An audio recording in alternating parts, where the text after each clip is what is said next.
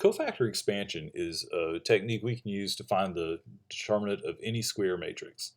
And rather than write out the technique, it's in the book, um, rather than write it out instructions, I'm just going to do some examples and tell you what's going on here. So cofactor expansion, what you do is you pick a row or a column of the matrix to expand along. I'm going to pick, let's see, in this one, I'm going to pick the top row. And what you do is, for each one of those entries in that top row, I'm going to do 4 times. Now I'm going to slash out the row and column that the 4 is on, and I'm going to copy the smaller matrix here. So 3, 7, 1. Let me give myself a little more room here. 2, 1, 1. 0, 2, 2. And then let's see, my next number is 0. So I'm going to do minus 0. Then let's see, 0, 1, 3, 7, 1, 2, 1, 1, 2. Then the next number on that row that we're expanding along is 2. So I'm going to cross that out. So I get 0, 1, 3, 3, 2, 0, 1, 1, 2. And then lastly, the 1. So we're going to do minus 1 times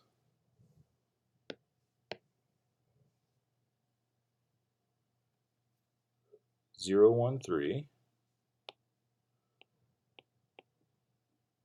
3, 2, 0, and 7, 1, 2. All right, so that's my cofactor expansion. I'm going to go back and highlight this row again. Now, what you do here is, you cross out the row and column that each one of those entries is on, and you put the smaller submatrix that's left over. And notice I alternated my pluses and minuses. So this is plus, minus that, plus, minus. You always alternate. And how do you decide whether to start with plus or minus? Well, that depends on where you started on the original matrix. Think of this as being like a checkerboard.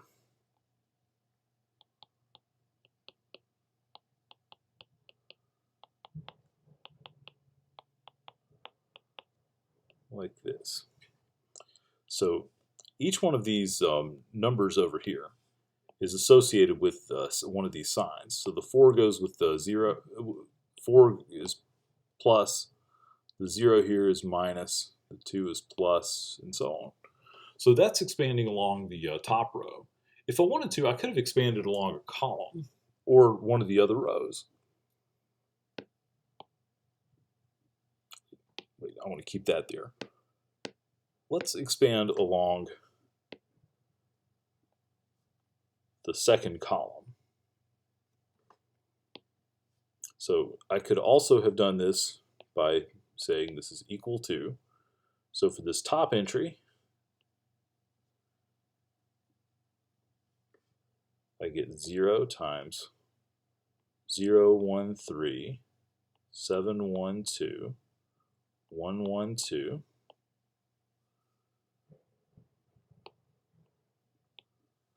Then I'll get 1 with the 3. All right, now I left something off there. The 0, when we're doing that, we're using this column here. So the 0 gets a negative in front of it, the 3 gets a plus, and when I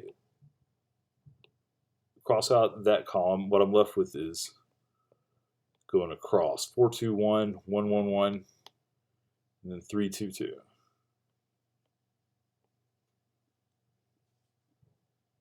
Then next up, I've got the 2.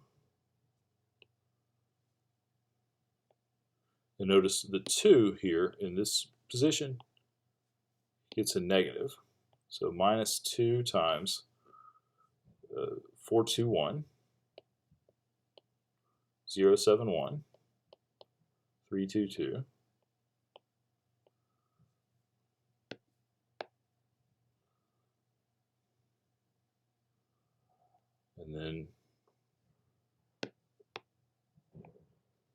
lastly, I've got that 0 on the bottom, and that corresponds to a plus. So I'll get plus 0 times 421, 071, 111. Now, if I work this out, or if I work this out, either of these will lead me to the same number, and that'll be the determinant of this 4x4 matrix. So, I picked just 2 of these sort of at random and expanded along, but we could expand along any 4 of the rows or any 4 of the columns. So, looking at this, in order to get the final answer, we've got to do all these smaller determinants.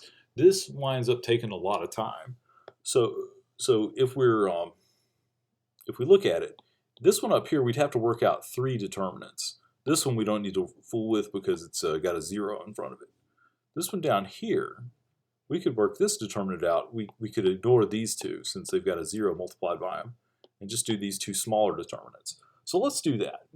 And actually, I'm going to, in the interest of space, I'm going to erase this one up here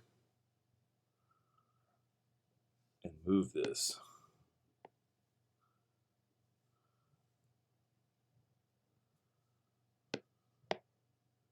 All right, so let's work this out. We've really only got to work out 2 smaller determinants. It's going to be 3 times some number minus 2 times some number. Let's do these 2 smaller determinants. 4, 2, 1, 1, 1, 1, 3, 2, 2. So if I do this and I do all my multiplication, I get 8 plus 6. So I'm going to do this. I get 8, 6, and 2. Then going backward, I get 3, 8, and 4.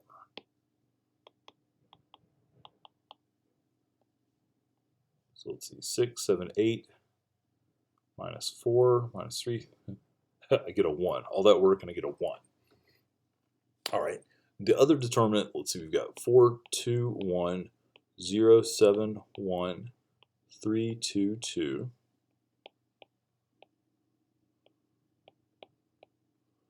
Like this. And now if we do the 3, 4 diagonals, we get, let's see, 8 times 7 is 56, plus 6, plus 0, then minus, those kind of ran together, minus 21, minus 8, minus 0. So let's see, 56 plus 6, minus 21, minus 8, 33. So it looks like I get 3 minus 66 is negative 63. And that's our answer. So that's using the technique of cofactor expansion. These things take a long time. I mean, this is one example, and we're up to like 9 minutes.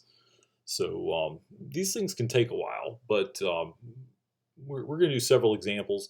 And anything that I throw at you, like in a timed test or something, you're going to be able to use something to at least cut down a little bit on the work.